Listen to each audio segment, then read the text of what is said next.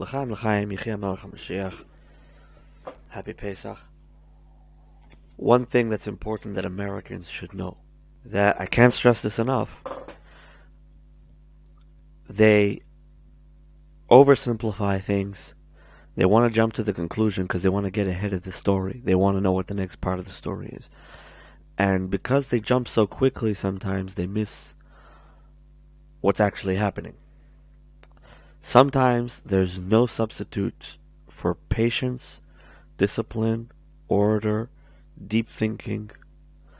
You can't figure somebody out in 2 minutes. You can assume, you can make a suggestion, you can make a conclusion, you can try to decide, but you can't figure it all out. Sometimes going fast is just crashing into the wall. A lot of times there's miscommunication. A lot of times there's misunderstanding because one person's saying one thing, the other person's saying something else completely. They're just not on the same page.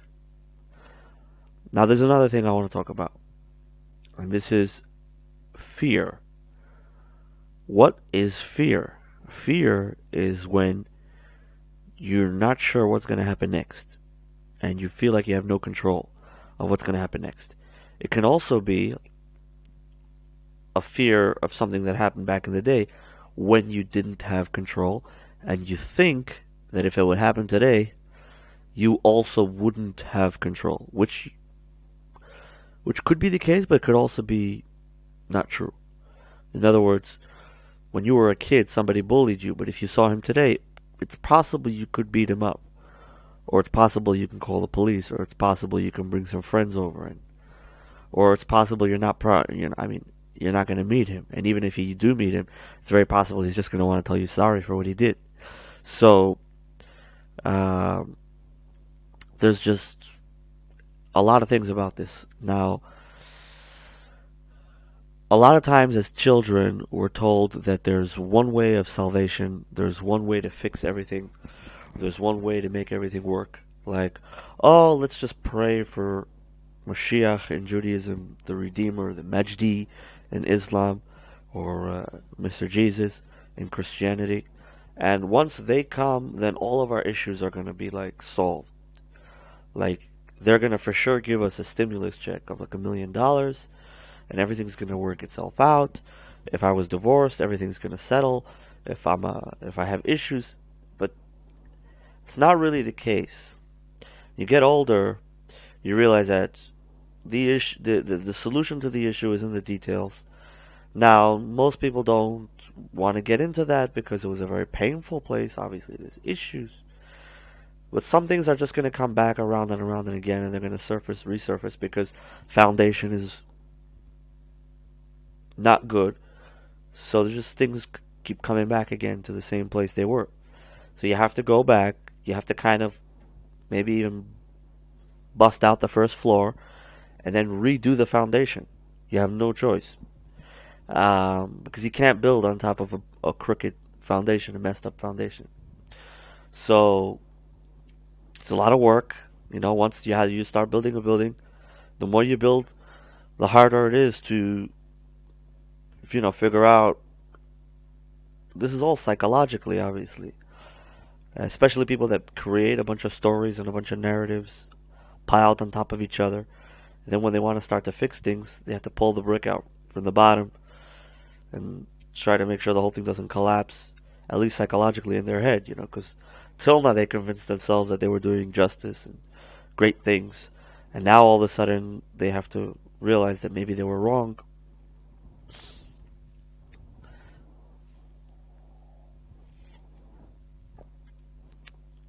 The holiday of redemption, and for all the people that are interested in what the Jews, the ultra-Orthodox Jews, or the Jews in general are doing on Passover, so let's talk about it. So the main commandment, the main ceremony of the Passover Seder is to slaughter the goat or the sheep, the horned animal, to slaughter it and to eat it slowly and carefully and not to break the bones, uh, you know, like a steak, like a really rich steak, and maybe give the bones later to the dogs or something. And every year we revisit this ceremony. You know, we slaughter the lamb, we take the blood of the lamb, we smear it around the doorpost, and we uh, eat the flesh of the goat. Now, if I say goat in America, it's very popular that we know that it's symbolizing the devil, Lucifer, Satan, whatever you want to call it, the other side, the dark lord, the lord of light, the illuminator. Not really, but that's what he's, that's his selling pitch.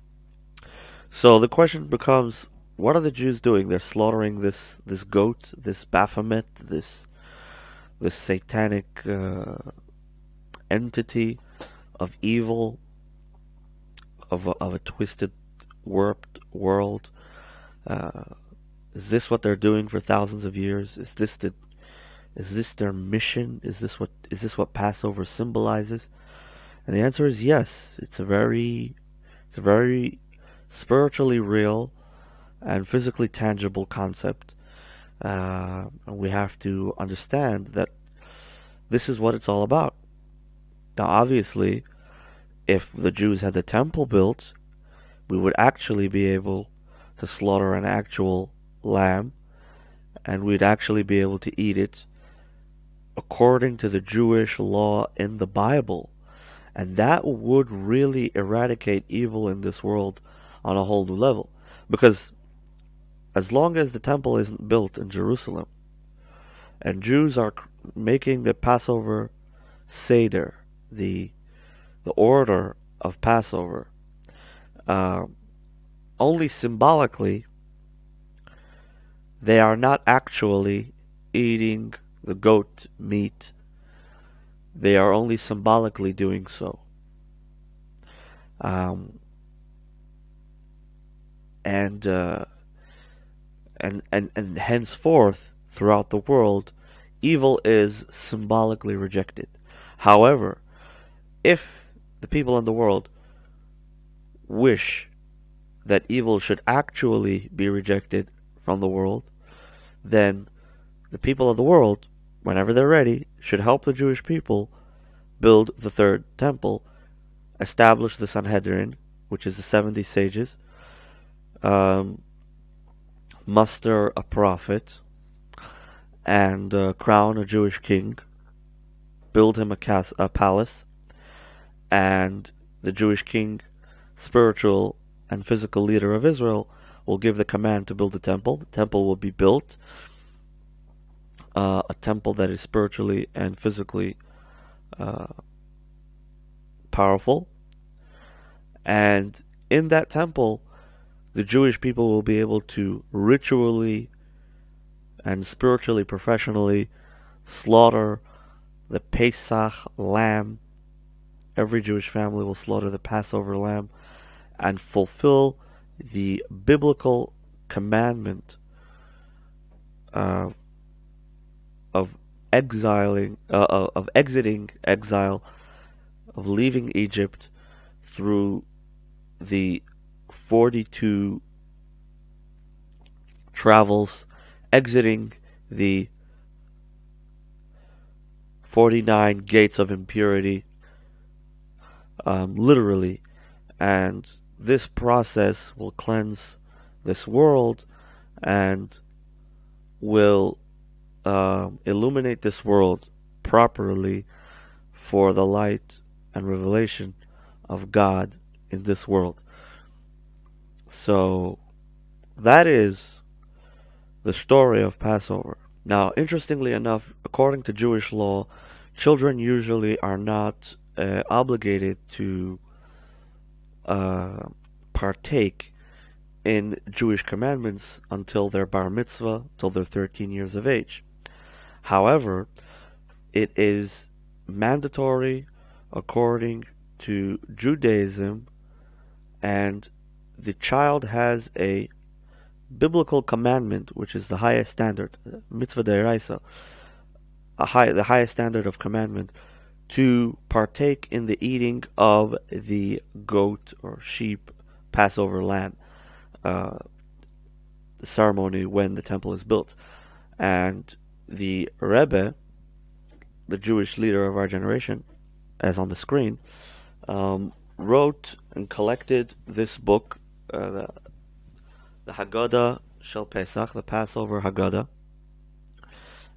And part of it is written in Hebrew, part of it is in Yiddish. Yiddish is a language that the European Jews used for about 400 years to communicate with each other, study the Bible, and also do business. And it's a very rich and warm language to those who appreciate Judaism. And it's also a very scholarly language, which many scholars used in order to transfer the wealth of Jewish knowledge to this generation. So in the Haggadah, the Rebbe speaks about the biblical commandment of the child to partake in the elimination of evil and the chutzpah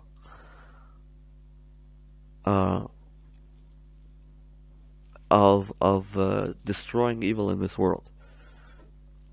And the Rebbe says that even though children are usually not obligated to fulfill commandments, however, the Passover lamb is such an important part of Judaism that it seems that it was important in the written scripture in Torah Shebeksav and Torah Sheba'al the oral tradition, that it should be clear that the children have a mitzvah d'oraisa to eat of the Passover lamb. How is it possible? Legally speaking, technically legally speaking, as far as Jewish law is considered. So the way it works is that the father has the right to, or the permission, or the commandment to educate his child in the ways of the mitzvahs, to fulfill the commandments. When does the father fulfill his duties of educating his child? When the child actually fulfills that commandment. So if the father's mission or job is to educate his child, his mitzvah, his commandment is to educate his child, the only way he can do so is if his child actually performs said commandment. So because the father has an obligation to educate his child, and the child is the necessity for that to happen, so in other words, the father cannot fulfill the mitzvah without the child's help, so the son becomes an accessory to a mitzvah, which has a very, very strong value, so much so as the value of a mitzvah itself. So by extension, the child fulfills the commandment. So it's a lot more complicated than that, let's say. But because how strong is the commandment in the child? Is it so strong that if he fulfills the commandment, can he fulfill it for others, which are adults? Obviously, we're also talking about a child that has reached a level of understanding of what's happening around him and consciousness, that he understands what's happening. We're not talking about a child which does not understand what's happening. So there has to be an element of free choice, and there has to be an element of understanding.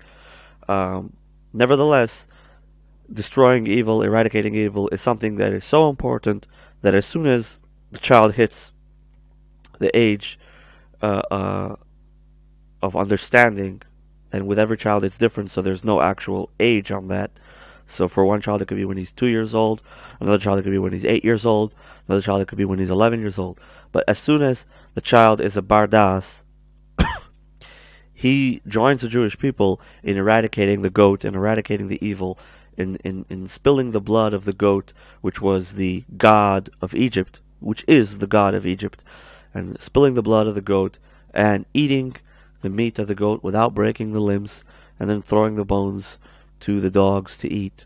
And that is the commandment of Passover. Obviously, the Passover Seder includes asking questions, which is something that it doesn't seem the mainstream media is interested in. It seems like the mainstream media is just a tool for the government to push its propaganda or to collect information about people. So the moment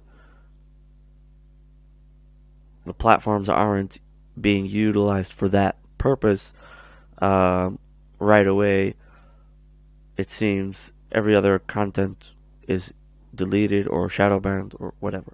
So, and anyway, so the point is, we're going to create this positive noise of eradicating evil in the world. I'm sure many people can get behind this. This is the story of Passover. Keep asking questions. Judaism is based on free choice of every single individual. Judaism is based on the individual establishing his connection to God, and individuals answering to individuals. And if you love the Father, you love the children. That's the fact. Peace upon all people of the world. And if you'd like to be part of the redemption process, please visit us at our main website, mnglobal.org. Link in the description, hopefully.